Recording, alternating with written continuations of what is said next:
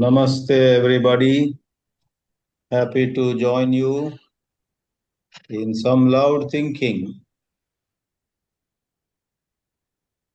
on a vital topic about which there is quite a lot of confusion at places.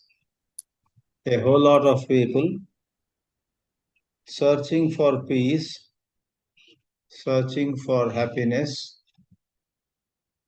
and searching for meaning in life, adopt some method, some technique, and are able to quieten their mind. The best example is how some people are able to still their mind with some breathing techniques. I have heard that some are able to make their mind still by concentrating on some chosen object, maybe on a flame that is burning, maybe on a blank wall, maybe on a dot on a wall. Some others find that their mind becomes very quiet in some visualization. They visualize the vast sky or the vast surface of a huge lake, and some perhaps find that their mind becomes very still when they listen to certain music of their choice. It seems there are dozens of ways in which the mind can be made quiet. So we have quietude on one hand and insightfulness on the other. And this evening's question is, do quietude and insightfulness always go together? And that question implies, do you become insightful if you have had moments of stillness? Or are insightful people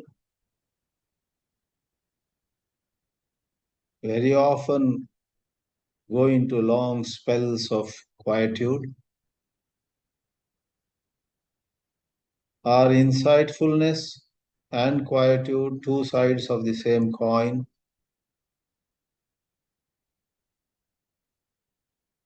Those who have not thought much about this would imagine that they are pretty much the same.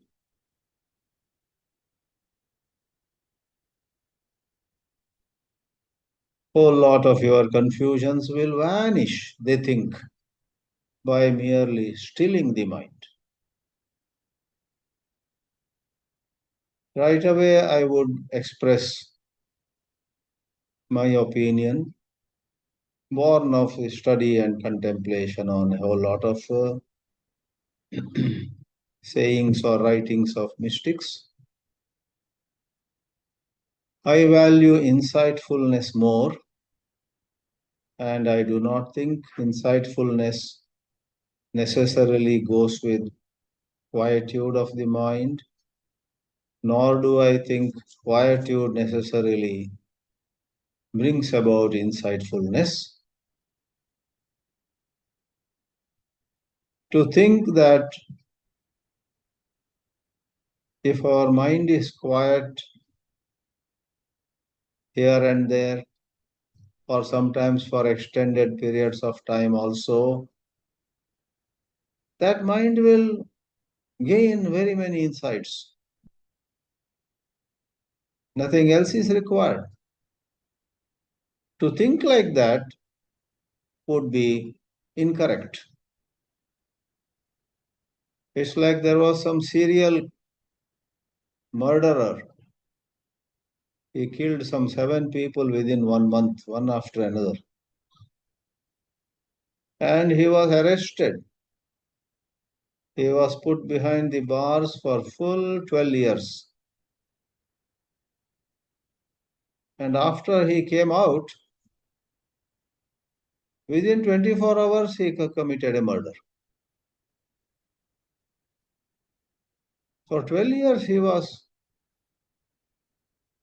in the way of an analogy, made to be quiet. He didn't touch a knife, he didn't touch a rifle, he didn't touch a gun, he did not take a revolver in his hand, nor did he pounce upon other inmates of the jails. They say he even behaved fairly well. So 12 years he was quiet, and when he comes out, 24 hours ke andar he commits a murder. Ramana Maharshi used to say, quietening the mind is like catching a bird in a net. The bird becomes restrained.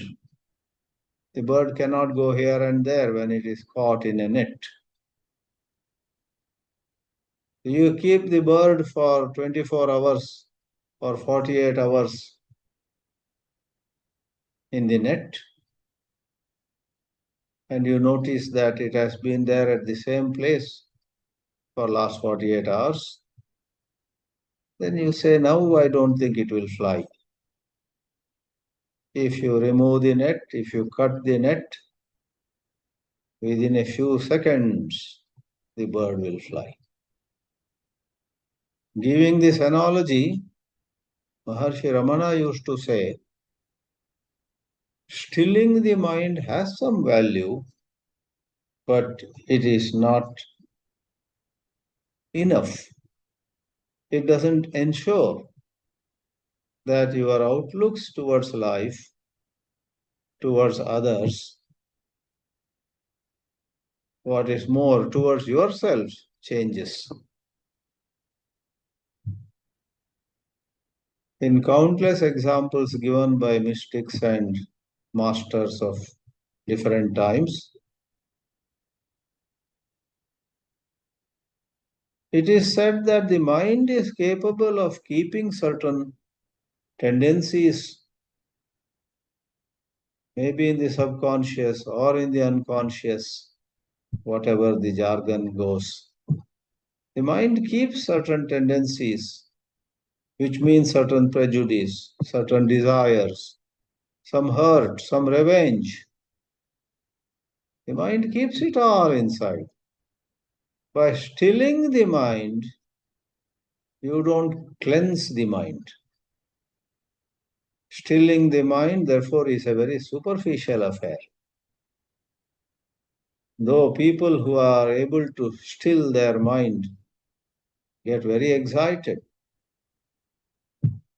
they go into a euphoria and they say to their friends, you know, this morning for a whole hour no thought passed through my mind. It was so blissful.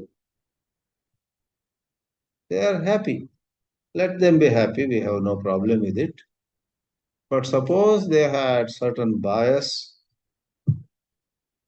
suppose they had some image of someone, they looked at someone as very good person without verifying if he was truly so. They thought of somebody else as not good without verifying whether he was really so. Those images that he had about people pretty much continue despite his enjoying the so-called stillness, quietude of the mind.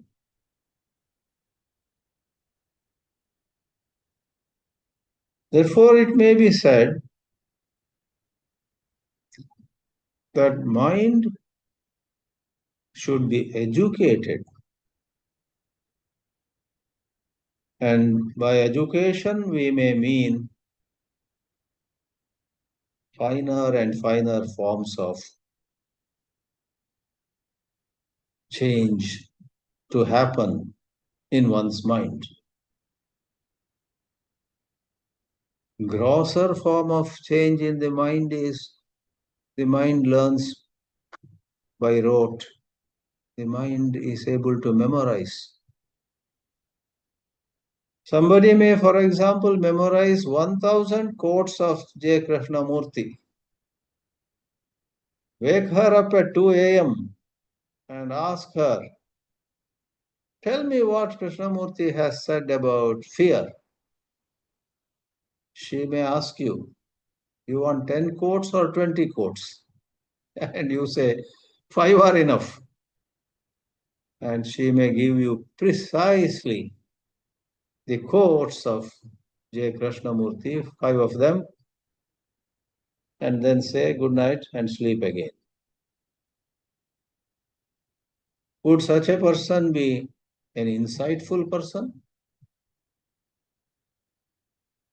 That kind of education where you are trained to memorize a lot of things is of no use really. In fact, that kind of being able to remember a whole lot of stuff can harm that person more than benefit that person. Why should it harm him or her? Because she or he is able to remember so many wonderful sayings of any masters.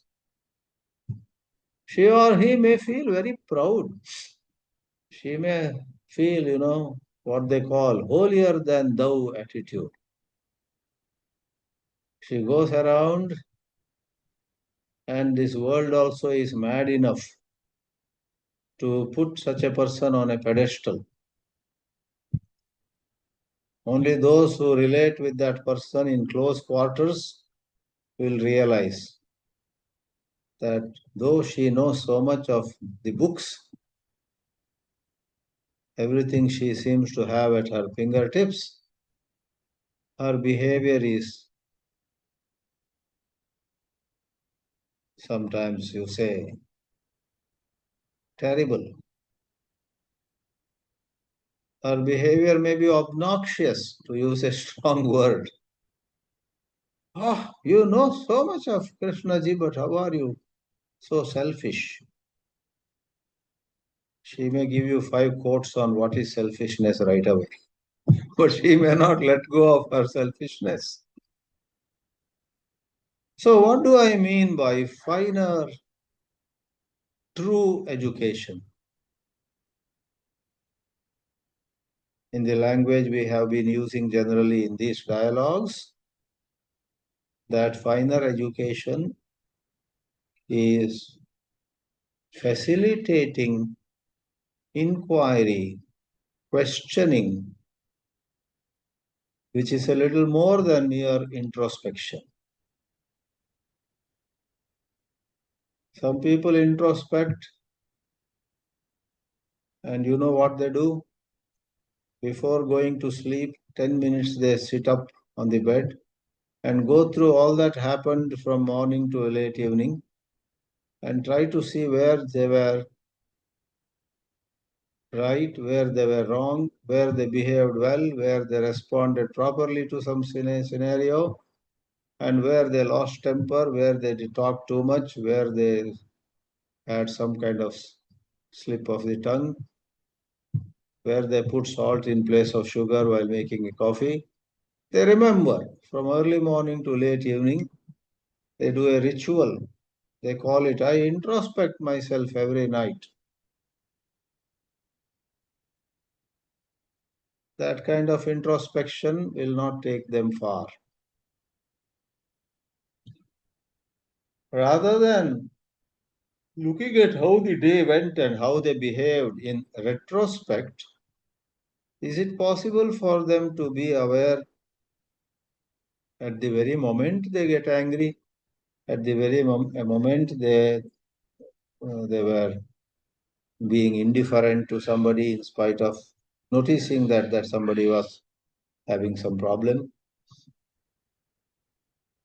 At the very moment they were pretending, at the very moment they were showing off, at the very moment they were smiling outside but very sore inside. Looking at the new car your friend bought, outwardly you may say, "Congratulations, wow, wonderful, I am proud of you. Wow, what a choice you have made." And even as you say all those beautiful sentences, suppose inside you are grinding your teeth, again he goes ahead of me. Before I could buy such a car, he has done it. Now I better buy something better than this to show him who I am.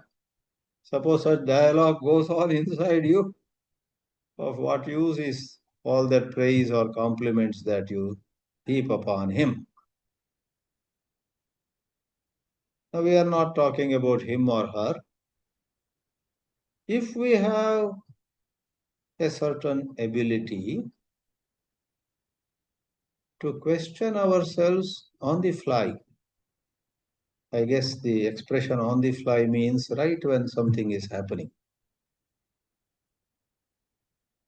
Question, not just be aware.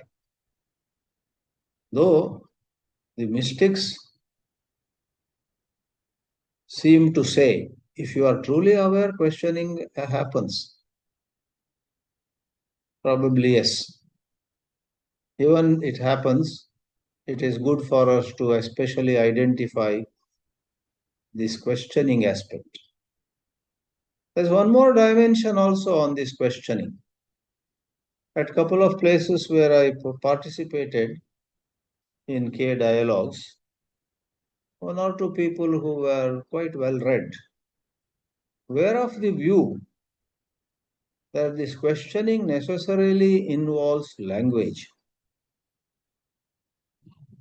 Questioning involves words. Questioning involves what they call articulation. One gentleman, especially some years ago, in a certain dialogue, very strongly maintained the position that mere observing doesn't take you anywhere. As you observe something, you need to question. For that, you need words, you need language. If I understood him right, he was quite strong in proposing.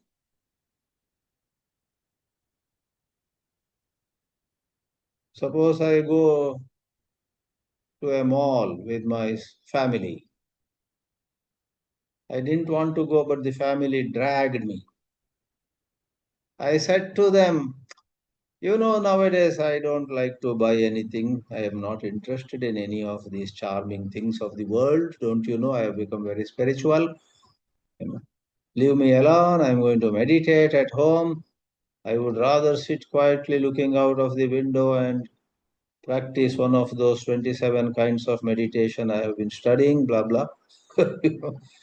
But the family doesn't leave me. I'm constructing a example. The family drags me. Whether you buy something or not, being a member of the family, you must accompany us. And they literally hold my arm and pull me, let's say. Having done all that, I go there, and unexpectedly, to my own surprise, more than them, the members of my family, I get very excited about some new things which has come in the market. Suppose I see some electronic device, I see a new kind of watch, I see some stationaries, some clothes also. I see so many things. My God, I want to buy this. Now, if I tell my wife, I want to buy this, she may laugh at it for next 10 days. He was the one who said he would not come to the mall, but once we were there, he was the one who was literally jumping. No, I get afraid.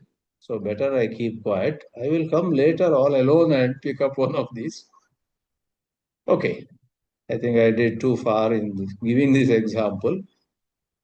But that gentleman who made a case for verbal interference in observing said, this example he didn't give, this is the masala I have added. The gentleman said, when you are observing that very mind of mine which earlier said, I don't want anything, look, it is seeking, it is desiring, it wants to possess that watch, it wants to buy that new gadget. Look. So there is observation, observing how the mind is behaving, and there comes the question, which is related to the self education, which is related to our inquiring whereby we change. Inquiry and questioning, whatever you call it, is said to be the tool, is said to be the way to transformation. So, do I then ask, I am desirous of this watch. What is this desire? How is this rising? Does it mean I have special value for these watches and electronic gadgets? Does it mean that I have a bias against other things and a bias for this kind of things? What is my psychological content? What is my psychological conditioning? Using such words or similar words, do I ask myself, do I say to my family members, I'll just sit for a while on this bench. Please, you go around and come, and sitting on the bench, do I question myself using Hindi or Kannada, Telugu or English, using language? Because words means there is a language involved. In certain academic studies around the world, people have connected intelligence with language, which is also a very, very debatable area. Intelligence and language. I myself have to study more on that, though the study of this academic work is, what they call wild goose chase. More you know, more miserable you feel. More research keeps coming out of the universities. Somebody finds out something, gets a PhD, and 2 years later, somebody else does again some research, proves the previous researcher wrong, and he gets a PhD. That's how academics sometimes proceed, of which they are proud because they say we keep learning. Fine. So, in my college days, especially when I studied 2 years in Chennai, there were people of different backgrounds, somewhere from Andhra, somewhere from Karnataka, somewhere from North also. I had a friend whose language was horrible. His English was so weak. Oh, and some of us wondered, with such poor English, how did he make it to a, an advanced course where we had gone? In fact, the majority did not have all that good English anyhow. But this fellow had a very bad English, so to say. In fact, he used to joke on himself. He said, I have done BE and I have come here.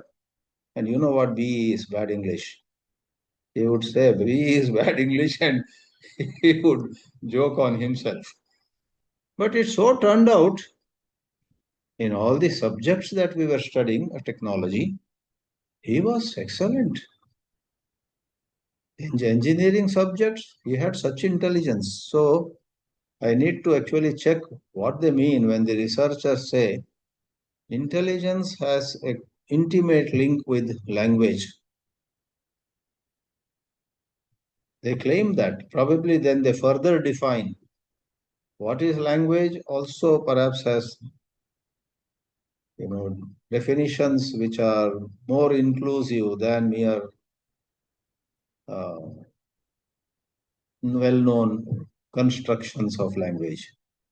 Language could be, the birds also have a language. So the human mind also may have a language which doesn't use regular constructions of sentences. But again, all the same, it puts two and figures of what is what. So without extending further, I would only raise a couple of questions. Quietening the mind may fill us with some happiness for some time, but it's the same idiotic mind which is later on active. It is said a guru was very tired. He sat on a stone, on a rock, and said, I'm so tired, so thirsty, I feel I'm dying. He said to his student, go get some water from somewhere. And when the student went, it took some 15-20 minutes for him to come back with a glass of water from somewhere he collected. And the guru had gone to what they call samadhi. Samadhi means the mind is so quiet, one is not even aware of surroundings. And the student stood silently with the glass of water. 2 or 3 times he called, Guruji, Guruji, Guruji, I have brought water, Guruji. But no reply. The same man who was almost crying, I am thirsty, I am feeling miserable, I will die, get some water as quickly as possible. Now that man was in the bliss of utter quietude, what I call samadhi. And finally, about after 45 minutes or so, the Guru opened his eyes. And it is said that once he opened his eyes, he looked at the disciple. I'm very thirsty. Where is my water? So the last thought he had before going into quietude was with what he came back to consciousness. So if you had wicked thoughts before going into deep quietude about the bliss of which you brag, you boast with your friends, you will again have wicked thoughts later on. I need not give more examples. I would say this, of course, as the spirit of such dialogues is, with some doubt about it. I am not claiming to say this is the truth. Quietude of the mind can have some value, but certainly it doesn't change the content of your psyche. It doesn't re-educate you. After all that bliss of quietness, you are going by quality of the person, whatever you were before. In contrast, insightfulness, which rises from questioning inquiry with language or without language, that's another question. But you inquire, what's going on in my mind? Let me notice carefully. Hey, what's this? Am I afraid? Am I desirous? Am I missing something? Am I going by just a mechanical conditioning? Or is there some freshness in my approach today? Something like that. That's inquiry, not merely playing with words. When you truly inquire, certain false notions drop off. Certain false notions being identified or recognized as false drop off, fall off.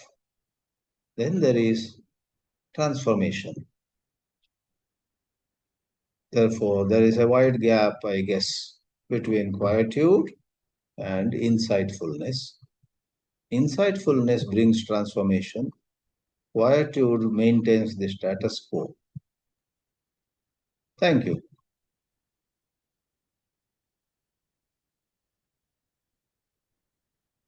Thank you, Swamiji. Harshad sir, please unmute yourself. Yes, are you able to hear my voice? Yes, sir. Yeah. Thank you, Swamiji. It is very, very interesting what you said right in the beginning.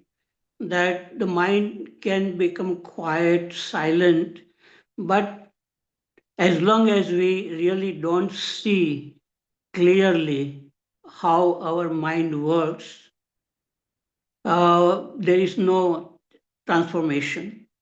And that brought an image of a bird like an eagle, which is moving effortlessly in the sky. And also, I have seen a bird which tries to remain in space at one place, and it makes tremendous effort because the bird is like a kingfisher, wants to see at the bottom there is some insect or fish. And for that, if the bird is moving, it cannot see. It has to be still, this bird, kingfisher, but it makes tremendous effort to remain at one place, and then it falls like a stone and catches the fish. So all this what we are talking about, this insight, quietness, I think it has, and also Swamiji talked about language and intelligence is also very interesting, because it seems to me that if we want to see clearly how our mind works, how these thoughts are arising, we need a tremendous curiosity and not a knowledge, previous knowledge, what we have gathered. And uh, uh, mind must be very, very attentive. And maybe that is the way when I read Krishnamurti, Krishnaji asked many, many questions, but I have not asked questions. I have read a little bit of Krishnamurti, and then I was interested in watching how this mind works. That means, is it possible to look at the beginning of a thought? And I think generally it is very, very difficult for people. Most people are not interested in looking at their own mind. They want to know the mind of other people. They want to gather a lot of ideas, information. So being silent and observing oneself, it could be very frightening also for most people, because people like to keep themselves busy, and to be silent and attentive, which is very, very necessary to see thoughts and feelings as they are arising. It's a wonderful thing. That's what I felt, that watching oneself is very, very entertaining, I found. And how these thoughts are arising, because I am not trying to think, but thoughts are happening.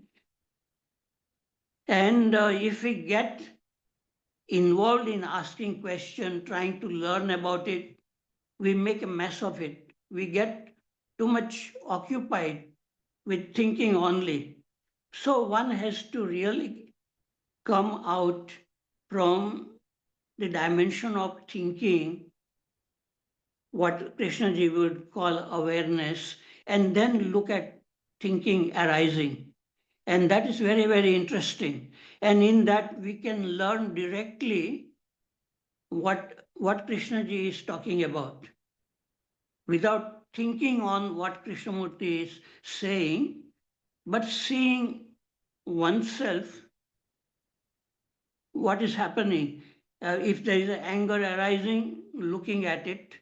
So it requires some kind of ongoing, effortless awareness, motiveless, without any motive. Because if we have a motive, then again we have distorted our looking. So this thing is very, very interesting for people who are not interested in achieving anything, only just to watch. And the mind becomes silent in this state of observation, not made silent by, of course, breathing and all other exercises is necessary. And Krishnaji was also doing pranayam, and many people do yoga, pranayam. All that is necessary, but that by itself, pranayam or even mind becoming quiet, it may not lead to insight, as Swamiji said. Insight means seeing clearly how these thoughts and feelings are arising in the present moment, not after becoming angry and then not analyzing why I became angry and learning and gathering more knowledge. That doesn't help. But to be in the present moment and observing whatever, and it can become, if a person initially, it may happen only momentarily, that a person is in that state of observation without observer, and then it may go away. But when this curiosity remains, motiveless curiosity, then as after some, maybe some time, maybe months or years, one can become effortlessly observing whatever is happening without any questioning. Because I have felt like questioning is like a stone dropped in the quiet water of the lake, and when the stone is dropped, it creates waves. And so this inquiry, verbal inquiry with asking question, is like creating more waves of more thinking, and then looking at those thinking with another kind of thinking, which is the intellectual, this I feel. But without asking questions, can one look at whatever is unfolding? It's like reading the book of our own life as it is being written. And in that there is a freshness, in that there is no waste of energy, there is no desire to learn anything. It is a continuous learning. It's like a stream flowing with fresh water and moving with this water, not a stagnant pool. So I would say it is like moving with the wave on the wave crest. And it's like Einstein, when he imagined how the world will look like when a person can move with the speed of light. And he was a very good question he had. And he was just a boy. But later on, he found this theory of relativity, which says that when a person can move with the speed of light, chronological time stops. There is a way, but of course, it is not possible to move with the speed of light because there are other effects come. But what Krishnaji is talking about is moving with the wave of thinking and feeling. In that, there is no silence. There is a movement going on, continuous stream of thoughts and feelings, and it is just watching this stream, and it tells you everything about yourself. And sometimes you wonder from where this what thoughts are coming, like suddenly some old song comes to your mind. You haven't tried to remember that song. So something is coming from the past knowledge on its own, and there's no problem with that. The problem is that we are not able to observe it. And when we can observe it, then we find it very interesting to just watch. So sometimes that kind of watching, thinking, and feeling, it brings a curiosity to look even at the trees and human beings and nature. Everything becomes very lively to look at, and one can look without description, without language. And the whole thing is actually non-verbal in this area which we are talking. Insight is non-verbal, but people who have direct insight, when they use language, and when they use language in a proper way, it may create a non-verbal perception in the minds of listener. So the whole thing is non-verbal, but words are necessary to communicate.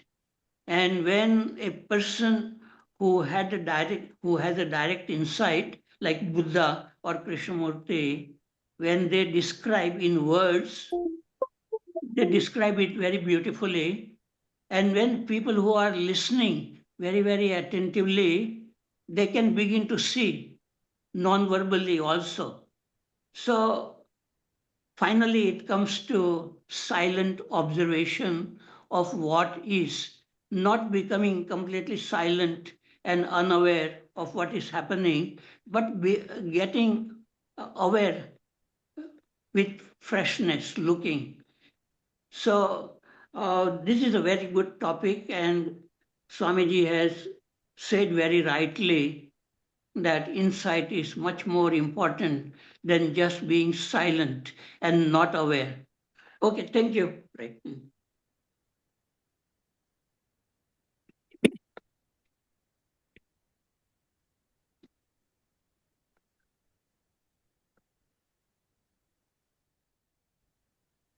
Shakti ji.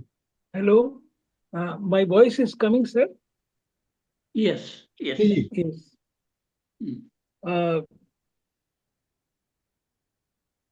There are 2 points which I would like to express. They are, for me, they are hypotheses. One is that when Swamiji talked about this introspection, what happened during the day, that I found in Krishnamurti with a different name. He said it taking the stock, what happened during the day. That I have tried. And he suggested that if the mind takes the stock before sleeping, that this happened, I should not have talked this way, I should have behaved this way, you know. So that sort of taking the stock, he suggests that mind is trying to bring order to itself. So otherwise, the dreams do that in the night.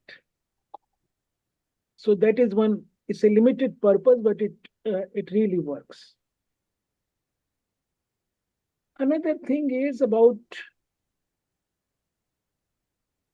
you see, one thing is to make the mind quiet. And one thing is in the process of watchfulness, the superficial mind itself becomes quiet. And then whatever is hidden within, it comes on the surface. So this quietening of the superficial mind, thoughts, feelings, etc., when it happens by just watching without any purpose of quietening the mind, then it reveals something which is there and which we cannot see, and it comes up. And that is also important. And the last thing is that about this questioning,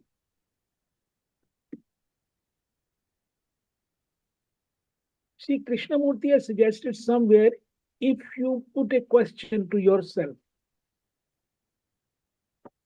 about anything, for example, I can put a question to myself, why I'm chattering all the time within? He says that if you put the question and then you become quiet, you become quiet within, you don't try to find the answer of that question, somewhere the answer comes of that question. Somewhere the clarity dawns upon. So just this I wanted to say. Thank you, sir.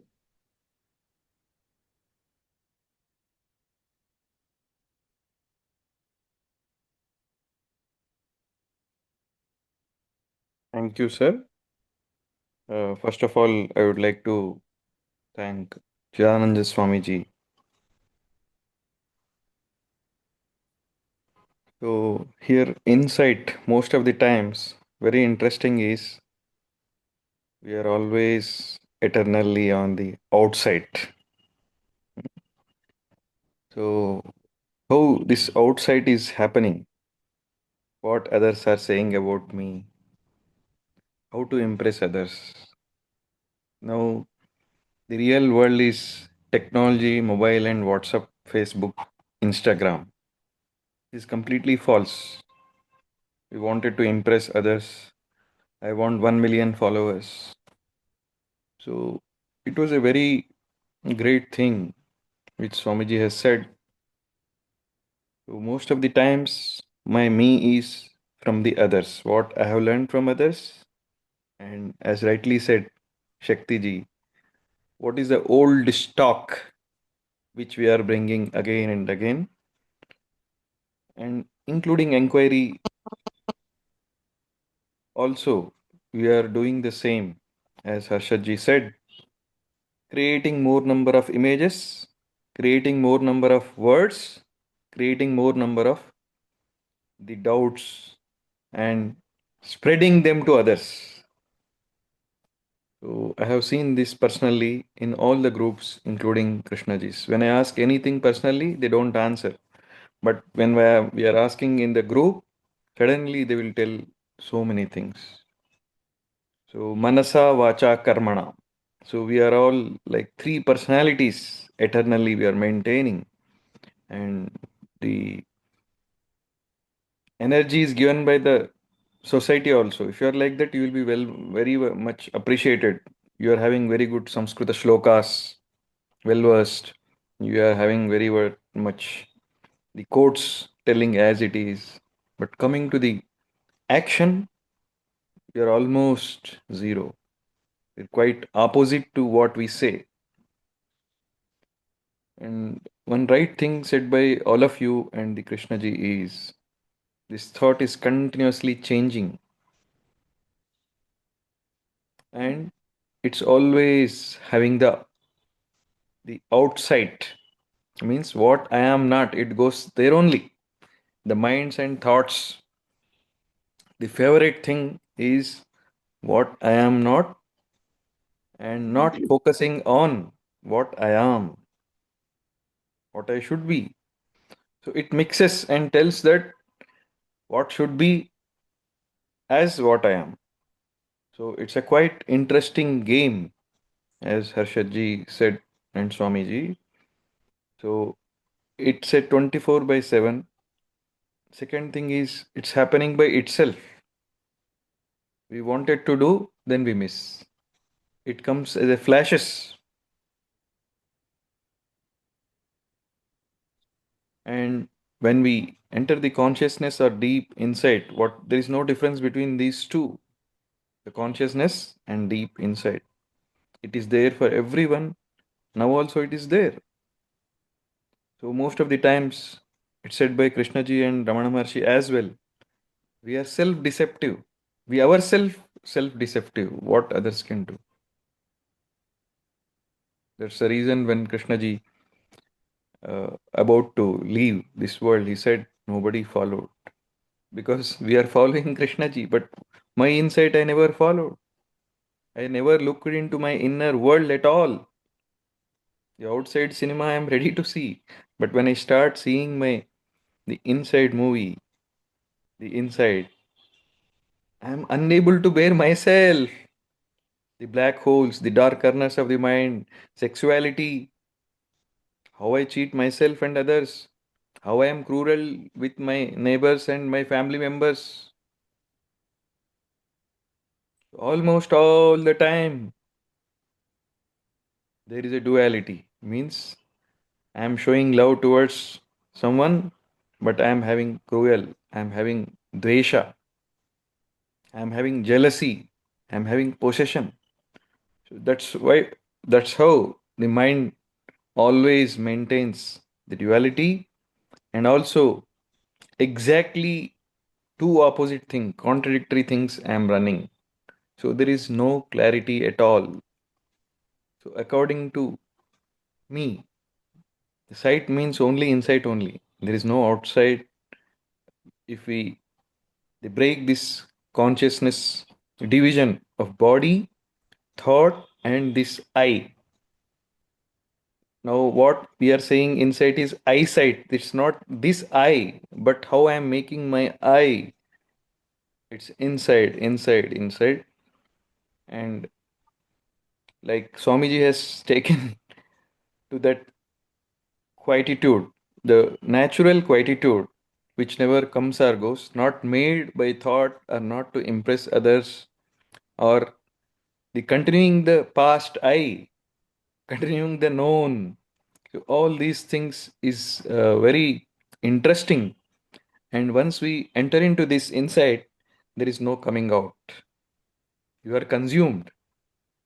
You will, like it has been said in Upanishad as well, the meditative mind. So though it's involving, it's not involving at all. That's what Krishna ji calls the order by just sight. Thank you very much.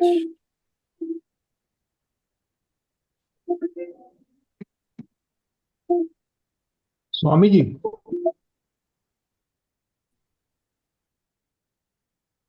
Yeah, I'm really enjoying the dialogue. I'm glad everyone is finding do you this want to topic. say? Yeah. No, I don't think any particular question was asked to me. Maybe I missed it.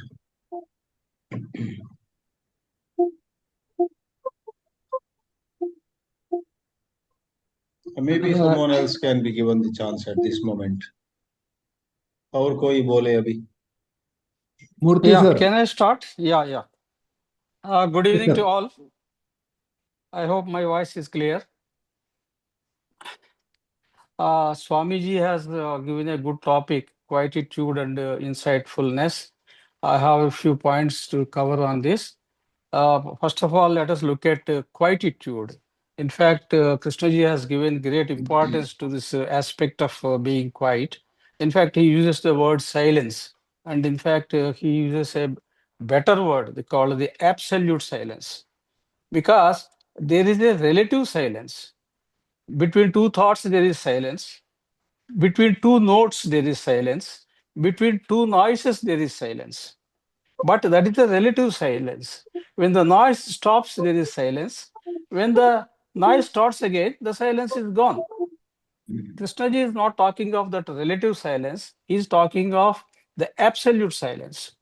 That is, when silence, absolute silence is possible, when the consciousness is quiet. The content of consciousness has been eliminated. As we all know, there is a lot of disorder in our consciousness, of which we are all aware, like anger, jealousy, fear, suffering, etc. Unless these psychological disorders in our consciousness are eliminated, there is no order in consciousness. And that order in consciousness is a prerequisite. It is order in consciousness is absolute silence. Krishnaji always said, first you keep your house in order. What does it mean? Keeping in house in order is nothing but eliminating all the disorders in our consciousness. First understand them, and by careful observation, choiceless awareness, there is a possibility of dissolving all the psychological disorders in our consciousness. Then only there is order in consciousness, and which is silence. That is absolute silence. And the silence is a prerequisite for having insight. Without having absolute silence, you will not have insight in your consciousness. And Krishnaji gave great importance to that insight, which we never get most of the time because we have not worked on our psychological disorders and we have not succeeded in eliminating them. Krishnaji also calls it perception. Absolute insight is nothing but perception and action. That is possible when you are able to perceive things clearly when the observer is not there. If the observer is interfering, thought is interfering, it is a not clear perception. It is a thought is actually working on the thing that you observe by naming it, by condemning it, all these things we know. So can you observe without the observer? Can you observe without the thought? That is the most important thing. Only in that state, a perception can take place. When you perceive clearly what anger is, and when you understand what anger is, then the anger is gone. Many of his talks, Krishnaji talks about anger and says, do you understand what anger is? And then he will tell his audience, that means you will not be angry again. In his terminology, once you understand anger, anger should be eliminated. That understanding can come only in a state of perception, because perception and action, that is automatic. There is no time is involved in that. That action will eliminate the anger, the disorder called anger. But we are not able to do that. That is the whole problem. So Krishnaji is talking at a very deep level. He is talking about radical transformation in the human consciousness that is possible only when the psychological disorders in our consciousness are eliminated through awareness and observation, and there is order in consciousness. Order in consciousness is silence. That silence goes with space. Silence and space are essential, and only in that state of absolute silence, there's a possibility of having an insight. That's all from my side. Thank you very much.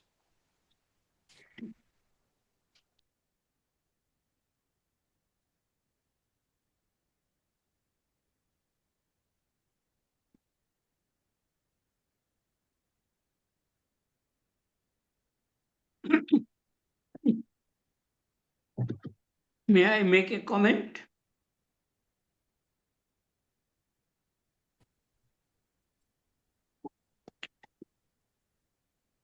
Yes, sir. Kamleshji? Yes, sir. Yeah. Okay, thank you. Scientists, they have insight into some problem, into matter or some problem they are working on. They need a lot of knowledge and lot of thinking, but they don't find the solution of the problem they are working on. But when they are relaxed, when they are not thinking about that problem, then suddenly the solution comes to the mind of the scientist, just like Archimedes was trying to find whether the crown was made of pure gold or there were some impurities. He was given that problem by the king, and he worked very hard and he did not get the solution. But when he was having bath, suddenly the answer came. So insight happens in the mind of a scientist when they are working on some problem, but that is a partial insight. That is what Krishnaji says. The real insight is insight into the working of our own mind. It means watching every thought, feeling. It means to be in touch with what is, whatever is happening, effortlessly. Because if we try to make effort to watch, we will get tired.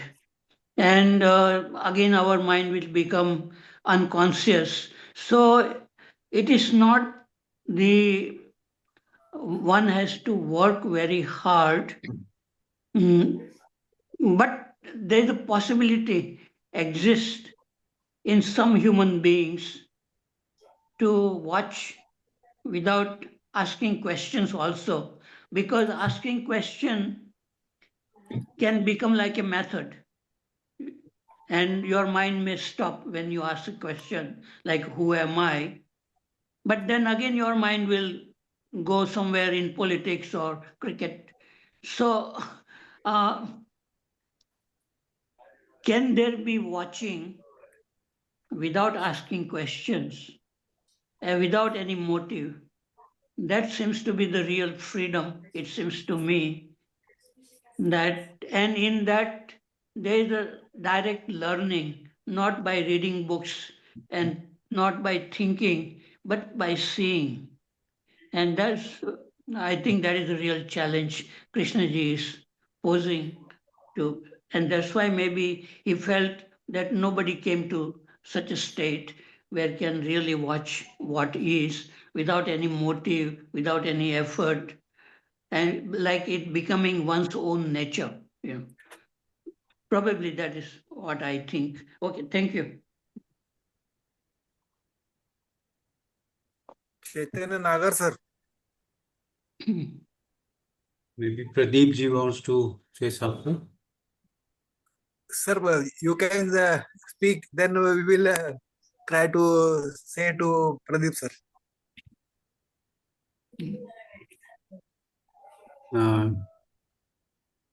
I think one thing that I can see happening is the thinker of thoughts, which I consider to be the source of agitation, can easily become an experiencer of silence. But intrinsically, it remains the same. So I think that's one reason why Swamiji pointed out that silence at that level where thoughts subside, or they appear to have subsided, may not have much value. It may not be as penetrating, so penetrating that it can reveal the source of disturbance, agitation. So you see, earlier it was a thinker of thoughts. I used to think that by watching it choicelessly again, because I had knowledge of somebody who has said this. But I don't watch when I start experiencing silence. But what I don't see is that that same thinker has now become an experiencer of a quiet mind. That was one thing that I wanted to share. And then another thing is that you see, one of the biggest problems that I have is I have read about the teachings. So I think, you see what happens when I already have an image about what causes agitation. And I also have a tool which I can use when disturbance arises. So I apply the tool when there is a disturbing thought, and I become very clever, very smart because I know about it. I know how to use it. I use it. The thought seems to have vanished, and I experience silence. So you see, I have an image about the disease. I have an image about the medicine. Each time the disease comes up, I apply the medicine. I use the medicine, and just gone. So it stops me from going deeper. It stops me from exploring whether thought is just whether thought could be a symptom of something which is much deeper. And I don't reach the, you see, I don't go beyond the symptoms. I don't reach the source. There's a possibility that thought could arise. Even it could be because of several psychosomatic disorders, like, person having what they call obsessive compulsive disorder, people having post-traumatic disorders, hallucinations. Maybe they don't even recognize the thoughts that they come. They immediately gets translated into some kind of action, often aggressive, very violent. So what I'm trying to say is that if I already have a predefined notion about what is causing disturbance and what is the tool that I should apply in order to get rid of this, then it doesn't go very deeply, doesn't penetrate deeper. So that could be one reason why it was said that silence of the mind itself is not, because I don't know the totality of mind itself. Then another question arises in me that if there was, say, if a person says, I have achieved the silence of my mind, my thoughts have just evaporated. So what is the role of awareness then? What is the meaning? What is the role of awareness when apparently, maybe in the case of people who say that I'm not disturbed by thoughts anymore.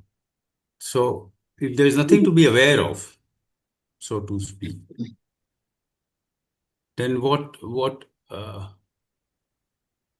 does one become aware of? What happens to the choiceless awareness that, or just the consciousness that people have talked about? Because now, right now, I think awareness has to come into existence when thought has come into existence. Like it seems they have a codependent origin. One, this is, then this also comes into. If there's a thought and that thought is disturbing, then awareness swings into action on its own, perhaps, or I have become used to it. So this is one thing that comes to my mind. And I think questioning till I have achieved I have reached a very tranquil state of mind. I think questions, they must come, because otherwise my understanding will never deepen. I think dialogues are meant only so that I may ask questions, so that somebody may respond to my question. They may give rise to counter questions, because that's the only way that in which one, like in tradition, they say, like, you have to listen to what is being said and then you have to contemplate. And this is part of contemplation, introspection, like Shravana and Manana. Till I become meditative in a way that I have an insight into what is being observed, what is being listened to, and I don't need to go through that contemplation stage, use words, languages, and so on. But I think it's needed now. I think I need it now. That's why there's a constant need to listen, attend dialogues, ask questions, wait for the right response, ask counter questions, and so on. There's one more point I wanted to make about this journaling, like sitting down at night at the end of the day and writing about what happened during the whole day. Now, there's a very practical question that comes to my mind. There is a talk about this moment-to-moment awareness. When I have to do this journaling or even make like inwardly thinking about what happened to me throughout the day, then I have to delve into my past. It could be just 24 hours, but still I have to go back. What happened at 6 in the morning and so on and so forth. So that when I'm doing all this journaling or recalling what happened to me the whole day, whether judgmentally or non-judgmentally, then that means, you see, I'm just digging up something that is already dead, it's no longer there. But when I'm doing it, when I'm maintaining a journal or just without writing it out, I'm just thinking what happened to me. At that moment, that the awareness of moment, is it there? Do I know that I'm writing about what has already happened? This has become very popular tool. Many psychologists, they recommend that journaling has a lot of value because somehow you can organize your thought. But again, it's at the level of thoughts only. Like you have thought, you have given, you have succumbed to the pressures that thought has created. And now you just want to be clear. You're writing clearly what you did, what you should not have done, and so on. So, something wrong with my screen, or you can still hear and see? Okay. Now it's okay. I think these were some observations that I wanted to make about the silence of the mind. It could be very deceptive, actually, because I again want to reiterate that we have to explore whether thought itself is the problem or it's a symptom of something that is much deeper, just manifesting itself as a conscious thought, as a thought about which I can be conscious. There could be thoughts about which I can not be conscious. How does I apply my awareness to those thoughts? And I gave you a few examples of serious psychological disorders where these things happen. So I think that's it for now. Thank you. So, Swamiji, Yeah. So what Chaitanya said about journaling, I also would feel that journaling has been known to be a good exercise. Basically, he also said how deceptive this business of, I was silent. Maybe a certain part of my mind was silent, and that part was noticed before, which was making noise, and that part became silent. I'm so delighted. Just like, if there are 10 people and one person is making a lot of noise, and if that person keeps silent, we feel everybody has gone silent. Attention was on him so much. You also said maybe the thinker behind the thought became silent. That's a very thought-provoking statement.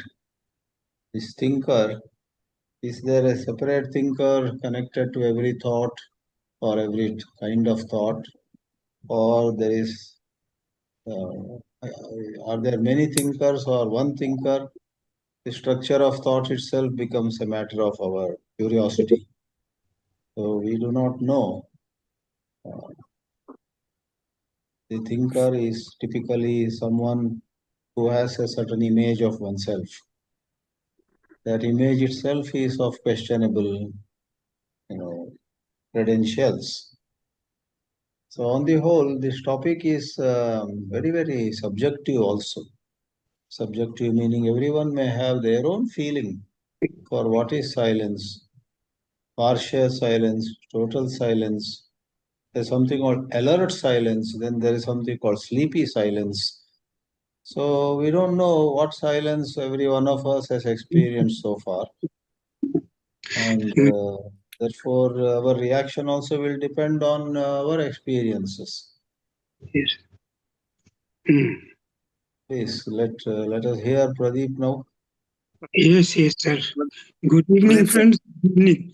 A very interesting topic, of course, how these two words, insight and quietude, has given space to 1,000 more words from all sides, what we call subjectivity. So, to me, simply, insight means understanding. And understanding is a holistic word. Understanding is not knowledge. Understanding is holistic. And Harshad Bhai was talking about scientific insights, which he termed as, rather, he said those are partial insights in scientists. It depends what type of, suppose you are a purely you are working on matter only, so you yourself are limited to that, or working with certain formulae, so you are limited to that. So that's why the insight related to that limitedness, that's why this happens. But life is not like that. Life is not a particular project. Life has to be seen holistically.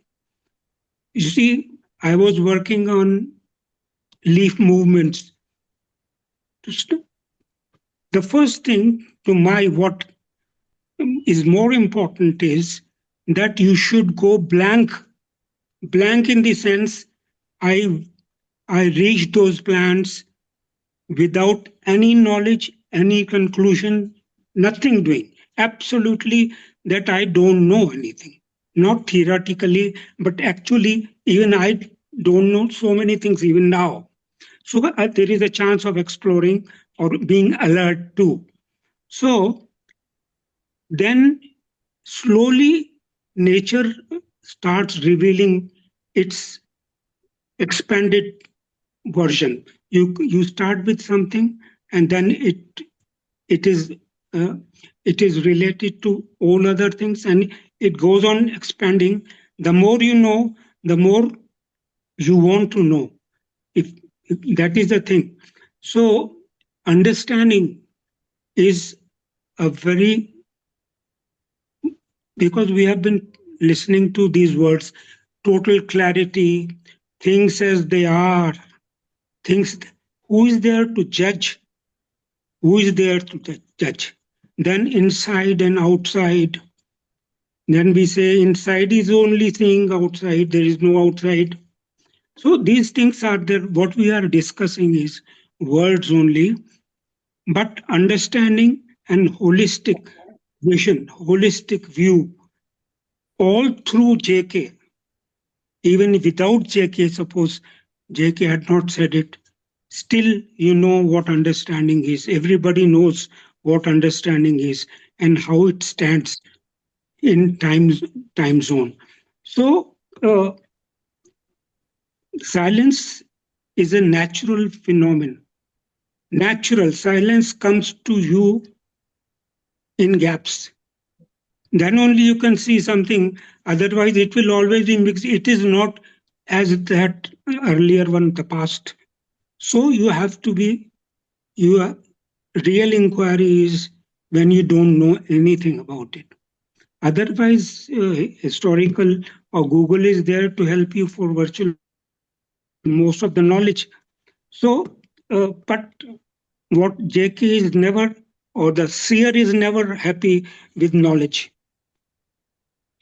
or the ego, or the individual. You see, ultimately, slowly, how unconscious, that unconscious, conscious, subconscious, all those things have come to after dividing one thing into two, three things. So, are we doing that? Are we really interested in something? Really interested in something? Because most of this, what discussion is about the borrowed knowledge. Somebody said something and we start discussing that. Rather, some of us will try to say, yes, ultimately that only is there. Then the other party says, how is it? So likewise, so we are debating, most of us, we are talking, trying to explain words. So the only thing is my seeing is based on some previous knowledge or blank. I am blank. I become blank every day. And then again something interesting, it comes to me, and then again become blank. It's a fact. It's partly nature given to me that you become blank. Otherwise, you will not see anything. Then what we have been talking about, choiceless awareness, of course, is a very, very difficult. Is there a person with no choices? Absolutely. But at that moment, I think Chaitanya talked about the moment also. That also is a very interesting thing. Moment, psychological or chronological, whatever it is, you have to be alert. Alert means not breaking into this. So alert, attentive at that, when everything is concentrated at that moment, whether that moment has already gone. You see, what I have recorded is that moment has gone, so past most of the times. So these discussions will always be there. But in my day-to-day life, what do I feel? Am I peaceful with that? Whatever I am doing, that's all. What else? What is peace? What is insight? What is quietude or quietude? Once Bhumananji used this word, quietude, my attitude towards the kindness, something like that. So this is what I have to say. We have been discussing for years together, the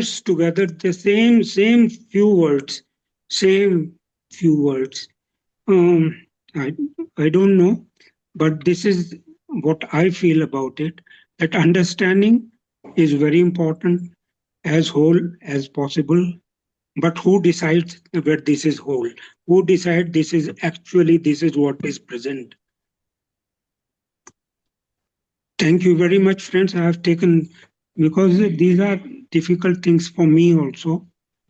So let's see if Swamiji has few words for that. Consoling words to me.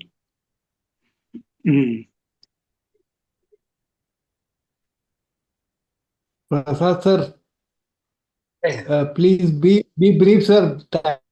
Yes, sir. I will be brief. Time is very limited now. Okay, sir. Sir, I don't know, this quietude maintains a status quo. That is what Swamiji said. And then insightfulness brings a transformation. Somehow I think normally we don't find even quietude, let alone insightfulness, because our minds are chattering and all that. So, if we find quietude, that also, I think, transforms us.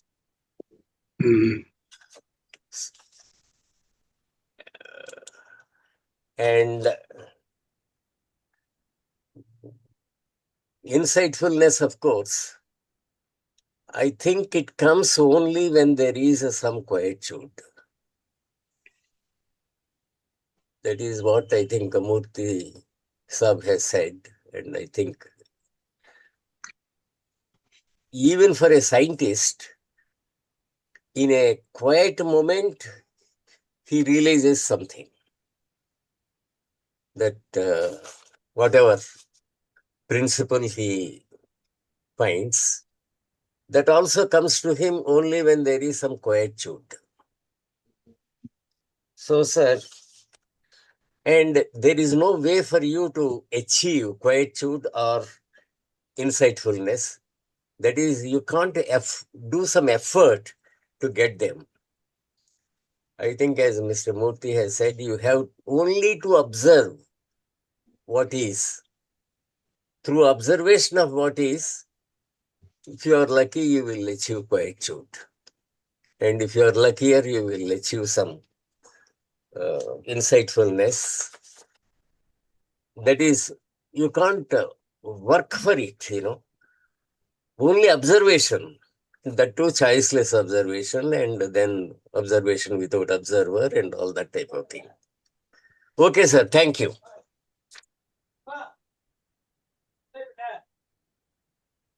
Sir,